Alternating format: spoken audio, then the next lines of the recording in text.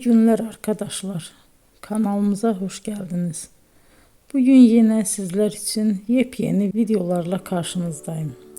İki başarılı oyuncularımız Elçin Sangu ve Barış Ardus'tan güzel paylaşımlarını sizler için hazırladık.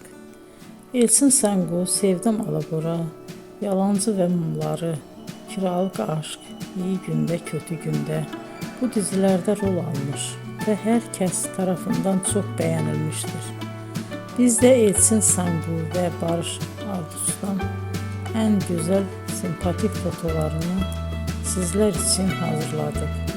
Bu karelerin devamını istiyorsanızsa emeğe saygı olarak kanalımıza abone olup yorum yazmayı unutmayın arkadaşlar.